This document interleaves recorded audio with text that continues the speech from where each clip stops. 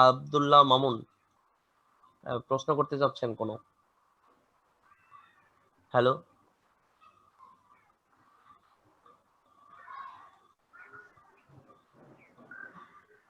Raise hand করা আছে। আচ্ছা, যাই হোক, তো আমরা উড নিয়ে পড়তেছিলাম, সবাই কি শুনতে পাচ্ছেন? জি Yes, স্যার। sir.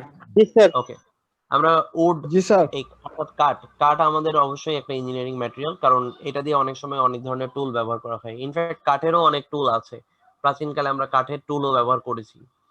তারপরে আরেকটা আছে রাবার। রাবার গাছ থেকে রাবার পাওয়া যায়, এটা একটা সাধারণত তরুক্ষীর, অর্থাৎ আহ, গাছ থেকে যে টিস্যু আছে, রাবার টিস্যু, সেটাই আমরা ইউজ করি। এটা কি কি ধরনের কাজে ইউজ করা যেতে পারে? হাইড্রোলিক কাজে ব্যবহার করা যেতে পারে, আবার হচ্ছে অয়েল সিলের কাজেও ব্যবহার করা যেতে পারে। অর্থাৎ হাইড্রোলিকের জন্য এবং কম্প্রেসড এয়ারের হোস এবং অয়েল সিলের জন্য ব্যবহার করা হয়ে থাকে। তো এই ল্যাটিসটা যেটা, সেটা হচ্ছে খুবই নরম হয়তো, কিন্তু এটা ইঞ্জিনিয়ারিং ম্যাটেরিয়াল, তো আমরা জানি সবসময় খুব স্ট্রেংথ হইতে হবে, কিন্তু স্ট্রেংথ না হলেও হয়। সাধারণত যে ভেহিকেলের টায়ার যেগুলো আছে, অর্থাৎ যানবাহনের যে টায়ার ব্যবহার করি, সেগুলো কিন্তু এই রাবার দিয়ে তৈরি হয়। ঠিক আছে, তো সবসময় যে আমাদের স্ট্রেংথ বেশি হইতে হবে ইঞ্জিনিয়ারিং ম্যাটেরিয়াল, নট নেসেসারি। এরপরে আছে গ্লাস। গ্লাস হচ্ছে মানে গ্লাস আমরা ন্যাচারালি পাই সাধারণত সিলিকন অক্সাইড হিসেবে, অর্থাৎ সিলিকন ডাই অক্সাইড, সিলিকা থেকে, এবং আরো অন্যান্য ম্যাটেরিয়াল যেমন ক্যালসিয়াম অক্সাইড মিলে অনেক সময়, এবং এর সাথে আরো কিছু যোগ করে আমরা গ্লাস পেয়ে থাকি। তো গ্লাস আমরা ন্যাচারালি পাই, এটা হচ্ছে সমুদ্রের যে বালু আছে সেই বালু থেকে আমরা গ্লাসকে পাইতে পারি। অর্থাৎ আমরা যদি একে হিট ট্রিট করি, তাহলে সিলিকাটা গ্লাসে পরিণত হয়ে যায়। এবং এর কাজ কি? এর কাজ হচ্ছে হার্ডওয়্যার করা, তারপর অ্যাব্রেশন রেজিস্ট্যান্ট, অর্থাৎ ক্ষয়রোধী material, with excellent weathering properties, অর্থাৎ আবহাওয়ার আবহাওয়ার যে সকল প্রপার্টি আছে সেই প্রপার্টি গুলো গ্লাসের ক্ষেত্রে অনেক কার্যকরী।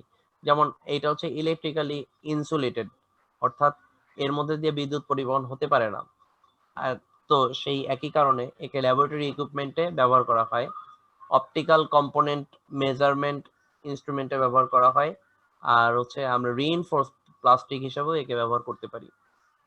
এটা কিভাবে ব্যবহার করা হয়, যেমনটা বলতেছিলাম যে সিলিকা আর লাইমস্টোন, অর্থাৎ ক্যালসিয়াম অক্সাইড এবং ক্যালসিয়াম কার্বনেট, CaCO3, এটাও আমরা ব্যবহার করে থাকি।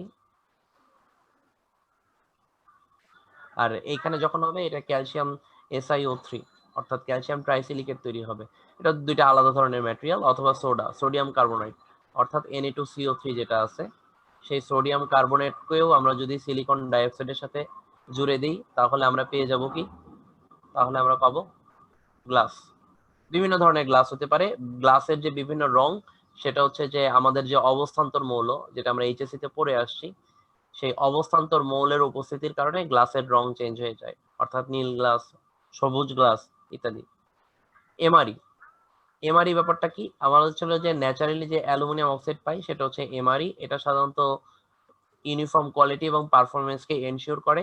আর এমআরই পেপার আসলে আমরা সবাই দেখছি, বাংলায় এটাকে আমরা বলতেছি হচ্ছে শিরীষ কাগজ, অর্থাৎ এর অ্যাব্রেশন প্রপার্টি আছে, এই অ্যাব্রেশন প্রপার্টিটা দেয় আসলে অ্যালুমিনিয়াম অক্সাইড। ওকে, এটা হচ্ছে এমআরই। তারপরে আছে সিরামিক। সিরামিক নিয়ে গতদিনও বলতেছিলাম যে সিরামিকেরই তিনটা ভাগ আছে, গ্লাস, পোর্সেলিন, তারপর সিমেন্টেড কার্বাইড। সিমেন্টেড কার্বাইডে কিন্তু এই যে এরকম অ্যাব্রেশন প্রপার্টি ছিল এমআরইর মতো। তো সিরামিক আসলে আমরা কিভাবে ব্যবহার করি? আমরা প্রথমে যে আমাদের ন্যাচারালি যে কাদাগুলো পাওয়া যায়, সেই কাদাকে প্রচন্ড তাপমাত্রায় উত্তপ্ত করা হয়, তারপর একটা মোল্ডের ভিতর একে শেপ দেওয়া হয়। মোল্ড মানে হচ্ছে একটা ছাঁচ, অর্থাৎ এরকম ছাঁচে আমি হয়তো আমার ক্লে যেটা আছে সেটাকে ঢেলে দিচ্ছি, এবং ঢেলে দেওয়ার কারণে এর শেপটাকে সিরামিক গ্রহণ করে। অর্থাৎ সিরামিক হয়তো এই পুরো জায়গাটাতে ব্লক হয়েছিল কাদা, তারপরে একে যখন আমরা তাপমাত্রা দিচ্ছি, অর্থাৎ প্রচন্ড তাপ দিচ্ছি, তখন সেটা সিরামিকে কনভার্ট হয়ে যাচ্ছে। ওকে, তারপর আরেকটা ন্যাচারালি অকারিং ম্যাটেরিয়াল আছে, সেটা হচ্ছে ডায়মন্ড। ডায়মন্ড আসলে আর কিছুই না, কয়লা, অর্থাৎ কার্বনের একটা রূপ। তো এটার হচ্ছে যে চাপ এবং তাপমাত্রা দুইটা ডিফারেন্সের কারণে কার্বনের একটা রূপ ডায়মন্ড হয়ে যায়। তো ডায়মন্ড অ্যাকচুয়ালি পলিশ করার পর, অর্থাৎ ডায়মন্ডকে নির্দিষ্ট শেপে কাটার পর আসলে ডায়মন্ডের এত ঔজ্জ্বল্য দেখা যায়, কিন্তু সাধারণত অত ডায়মন্ড, মানে খনিজ যে ডায়মন্ড, সেটার ভ্যালু কিন্তু একটু কম। তো diamond can be used for cutting tools, কারণ এটা প্রচন্ড শক্তিশালী হয়ে থাকে। Cutting tools for operation at high speed for metal, সাধারণত যে সকল গ্লাস বা সিরামিক টাইপ বস্তু আর কোনো কিছু দিয়ে কাটা যায় না, সেগুলোকে অবশ্যই ডায়মন্ড দিয়ে কাটা যাবে, অর্থাৎ ডায়মন্ড এত বেশি শক্তিশালী। আর এছাড়া ইন্টারনাল কম্বাসন ইঞ্জিনের পিস্টন এবং বিয়ারিং এর ক্ষেত্রে অনেক সময় আমরা হচ্ছে যে ডায়মন্ডের সারফেস ফিনিশ ইউজ করি। তো they are also use for dressing grinding wheels, অর্থাৎ গ্রাইন্ডিং যে হুইল গুলো থাকে যেগুলো দিয়ে কাটা হয়, সেগুলোর ক্ষেত্রেও আমরা কিছুটা কিছুটা ডায়মন্ড ব্যবহার করে থাকি, সবটা নয়। আর অয়েল, অয়েলও হচ্ছে ন্যাচারালি আমরা পাই, এটা একটা ফসিল ফুয়েল। এই অয়েলটাকে আমরা লুব্রিকেন্ট হিসেবে ব্যবহার করতে পারি, যেটা কাটিং ফ্লুইড এবং ফুয়েলও ব্যবহার করা হয়। ফাইনালি আমাদের আসতেছে সিলিকন। সিলিকন জিনিসটা কি? সিলিকন হচ্ছে যে এসআই, আমরা এটা সবাই এই মৌলটাকে দেখছি। তো এইটা একটা অ্যালোয়িং এলিমেন্ট, অর্থাৎ এখানে বানানটা আসলে সিলিকন না লিখে আমরা যেটা অ্যাকচুয়ালি ব্যবহার করি সেটা হচ্ছে সিলিকন। সিলিকন আর সিলিকনের মধ্যে একটা পার্থক্য আছে, এটাও ইন্টারে ছিল, আই এম নট শিওর যে আপনারা পড়ে আসছেন কিনা। তো এটা হচ্ছে একটা অ্যালোয়িং এলিমেন্ট, অর্থাৎ সংকর পদার্থ। তো এই যে সংকর পদার্থ, এটা হচ্ছে যে সেমিকন্ডাক্টর ডিভাইস যেগুলো আছে সেগুলো তৈরিতে ব্যবহার করা হয়। এবং একটা জিনিস জানবেন আপনারা, যে সিলিকনের আবিষ্কারের পর থেকে অ্যাকচুয়ালি আমাদের কাছে টেকনোলজি সহজলভ্য হওয়া শুরু করে। কারণ সিলিকন চিপ যেহেতু লার্জ স্কেলে প্রোডাকশন সম্ভব, এবং এর আকার যেহেতু ছোট, এবং এর যেহেতু অর্ধ পরিবাহিতা অর্থাৎ কন্ডাক্টিভিটি আছে কিন্তু বিশেষ ক্ষেত্রে, এই সকল প্রপার্টি আমাদের ইলেকট্রনিক যে কম্পোনেন্ট আছে সেগুলোকে সহজ করে তোলে। আগে আমরা বিশাল বিশাল ভ্যাকুয়াম টিউব ব্যবহার করতাম যাতে ইলেকট্রিক্যাল যে রেজিস্ট্যান্স হিসাবে, কিন্তু এখন সিলিকন চিপ ব্যবহার করে আমরা কাজগুলো চালাতে পারি। তো যন্ত্রাংশের এই ক্ষুদ্র ক্ষুদ্র ক্ষুদ্র চেঞ্জ আমাদেরকে আজকে টেকনোলজিক্যাল রিভলিউশনে নিয়ে আসছে। তো এই ছিল আপনাদের ইঞ্জিনিয়ারিং ম্যাটেরিয়াল সম্পর্কে যে ইন্ট্রোডাক্টরি ধারণা। তো পরবর্তীতে আমরা স্ট্রেস স্ট্রেইন ডায়াগ্রাম দেখব, তবে তার আগে আমি জিজ্ঞেস করতে চাই যে আপনাদের কারো কোনো সমস্যা আছে কিনা। স্যার আমার একটা কোশ্চেন ছিল। হ্যাঁ শিওর, বলেন। স্যার প্রশ্নটা হচ্ছে স্যার ইঞ্জিনিয়ারিং ওয়ার্কশপ আর ইঞ্জিনিয়ারিং অ্যাপ্লিকেশনের মধ্যে ডিফারেন্সটা কি? বুঝিনি, আবার একটু বলেন। স্যার ইঞ্জিনিয়ারিং ওয়ার্কশপ আর ইঞ্জিনিয়ারিং অ্যাপ্লিকেশন এই দুইটার মধ্যে ডিফারেন্সটা কি স্যার? ইঞ্জিনিয়ারিং ওয়ার্কশপ মানে যেখানে ইঞ্জিনিয়ারিং এর কাজ করা হয়, যেমন ওই যে আপনাদের রাস্তাঘাটে দেখবেন লেদ মেশিনের দোকান আছে, তারপরে ধরেন হচ্ছে ওয়েল্ডিং করা হয়, অর্থাৎ যেখানে এরকম মেরামতের কাজ করা হয়, এটাকে আমরা ইঞ্জিনিয়ারিং ওয়ার্কশপ বলতেছি। আর আরেকটা কি যেন বললেন? Engineering application. অ্যাপ্লিকেশন। অ্যাপ্লিকেশন মানে তো ব্যবহার, ইঞ্জিনিয়ারিং এর জ্ঞান কোথায় কোথায় ব্যবহার করা যায়, এটা তো যে কোনো জায়গায় ব্যবহার করা যেতে পারে, আপনাদের বাসা বাড়িতে, অ্যারোপ্লেনে, স্পেসে, যে কোনো জায়গায়। আর ইঞ্জিনিয়ারিং ওয়ার্কশপ মানে হচ্ছে যেখানে আমরা ইঞ্জিনিয়ারিং অ্যাপ্লায়েন্সেস গুলো তৈরি করি। ক্লিয়ার? জি স্যার ক্লিয়ার। আচ্ছা, আর কারো কোনো কোশ্চেন? না স্যার। ওকে, আচ্ছা, তাহলে এবার সরি, একটু আজানের জন্য আমি সময় নিচ্ছি, কারণ আমার বাসার পাশেই মসজিদ, তো অনেক লাউড সাউন্ড হবে।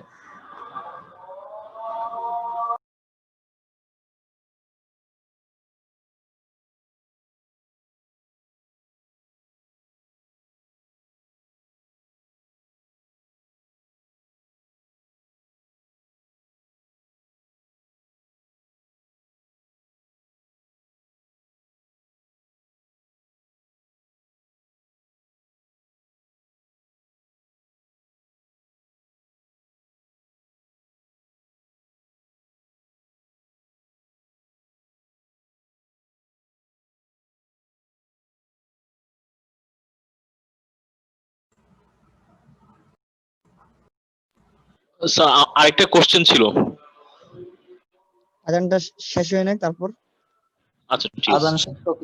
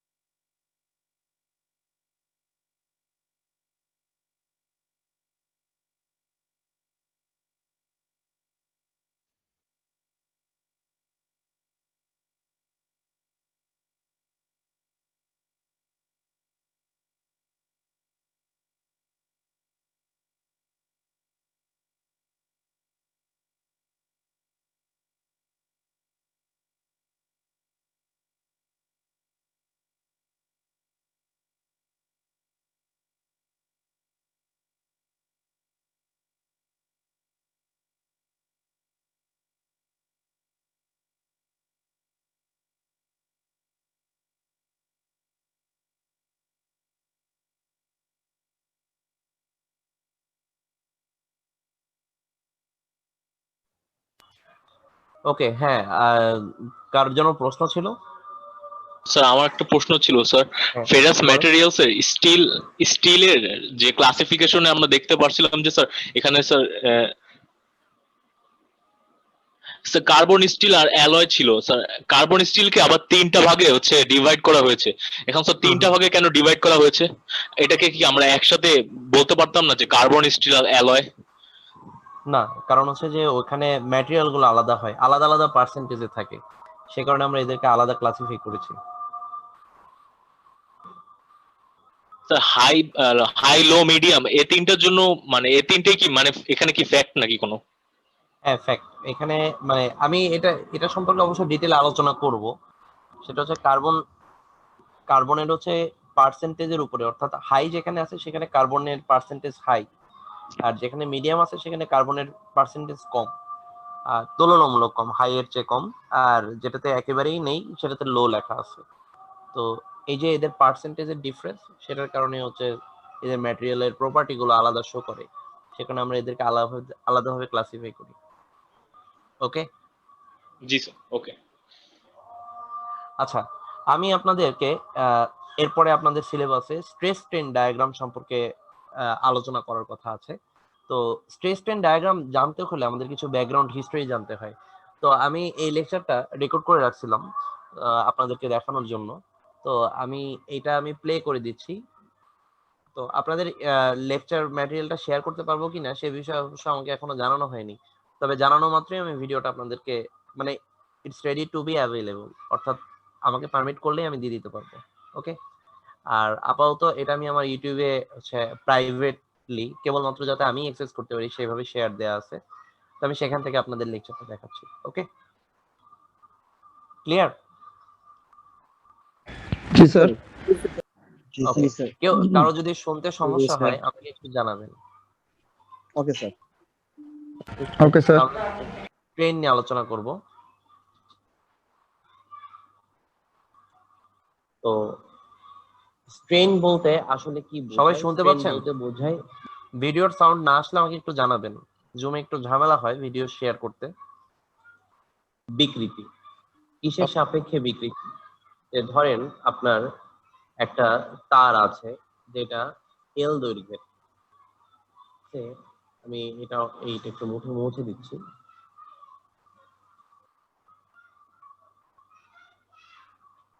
এখন এই তারটা যদি টানা হয় দুই পাশে, সবাই কি ভিডিওর সাউন্ড পাচ্ছেন? জি স্যার, পাচ্ছি sir. Yes, sir. Yes, sir. জি স্যার। ওকে, ঠিক আছে। কারো কোনো সমস্যা হলে হ্যান্ড রেজ করলেই আমি বুঝতে পারবো। আর আপাতত ওকে। সবাই মিউট রাখতে পারলেই বেটার, কারণ ভিডিওর সাউন্ড অনেকে মিস করে যেতে পারে। সে এই পাশে টানা হচ্ছে, এই পাশেও টানা হচ্ছে। তাহলে এই তারের যে ইলাস্টিক প্রপার্টি, অর্থাৎ ইলাস্টিসিটির কারণে তারের কিছুটা দৈর্ঘ্য বৃদ্ধি হবে, অর্থাৎ কিছুটা সম্প্রসারণ হবে। সেটা কিরকম? সেটা হয়তো ওই আগেরটার চেয়ে একটু বেড়ে গেল। আগে ছিল এতখানি অংশ, এই পর্যন্ত ছিল আগের অংশ, অর্থাৎ এইটুকু ছিল এল। এর থেকে এখন দুই পাশে এইটুকু অংশ আর এইটুকু অংশ বেড়ে গেছে। ধরে নেই এই যে বেড়ে যাওয়া অংশ, এই বেড়ে যাওয়া অংশের পরিমাণ টোটাল 2L। 2L যদি হয়, আগে ছিল L দৈর্ঘ্যের তার, এখন হয়ে গেছে 2L। তার মানে কি? দৈর্ঘ্যের দ্বিগুণ বৃদ্ধি হয়েছে।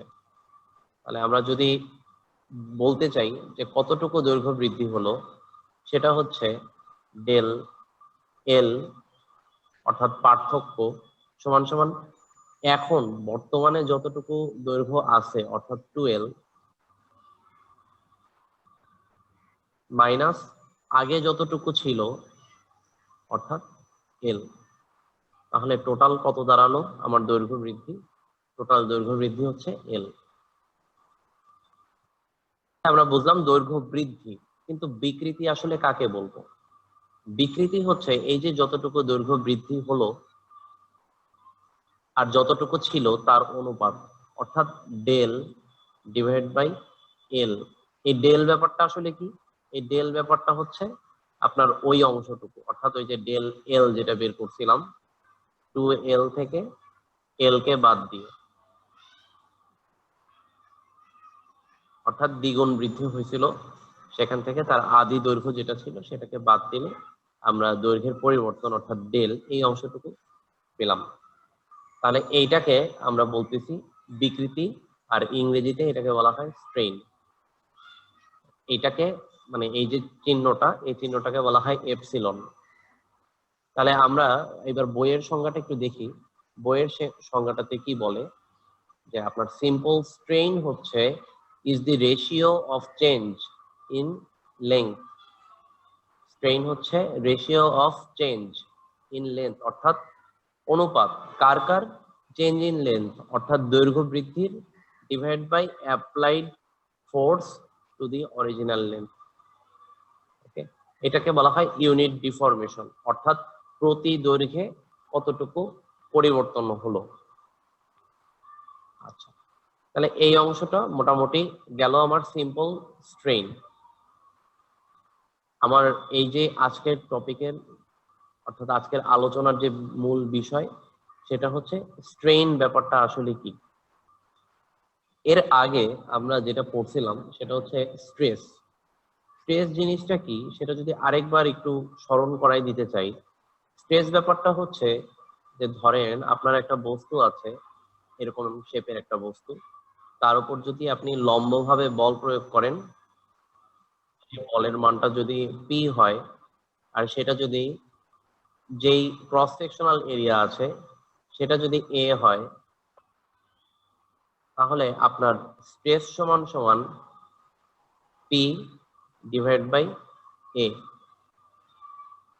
পি হচ্ছে আপনি যে ফোর্স দিচ্ছেন তার এগেইনস্টে যে বিপরীত প্রতিক্রিয়া বল আছে, রেজিস্টিভ ফোর্স বলা হয়। এটাকে পি না লিখে যদি আমরা এফ লিখি তাহলে সুবিধা হয় ব্যাপারটা পুরোপুরি বুঝতে। অর্থাৎ পি হচ্ছে আপনার দেয়া বল, আর এর এগেইনস্টে যে বলটা আছে সেটা হচ্ছে এফ। এটা হচ্ছে এফ, অর্থাৎ প্রত্যেকটা ক্রিয়ারই একটা সমান ও বিপরীত প্রতিক্রিয়া আছে। আপনি যদি একটা সারফেসের উপর লম্বভাবে পি বল প্রয়োগ করেন, তার এগেইনস্টে একটা প্রতিক্রিয়া বল সৃষ্টি হবে যেটা কিনা এফ।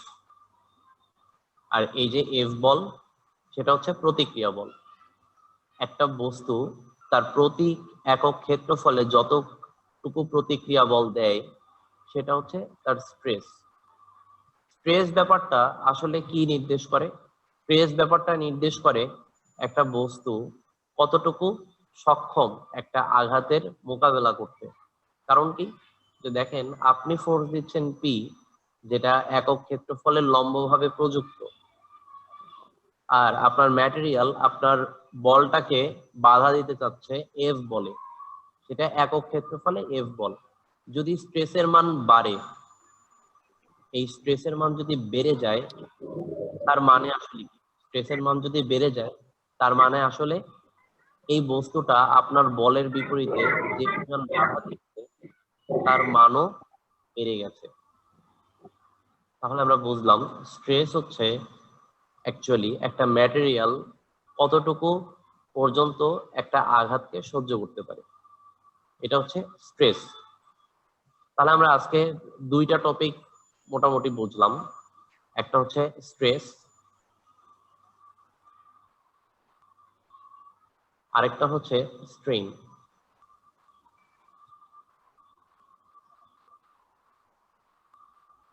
আই হোপ এই অংশটুকু আপনারা বুঝতে পারছেন। আচ্ছা, সবাই কি ক্লিয়ার এটুক পর্যন্ত? জি স্যার। জি স্যার। ভালো মতো? আচ্ছা, কারো কোনো সমস্যা? আচ্ছা, সমস্যা থাকলেও 1 মিনিট যেহেতু আছে, মিটিংটা এখনই কেটে যাবে। আপনারা এই সেম লিংকে এখনই আবার একটু জয়েন করেন, ওকে?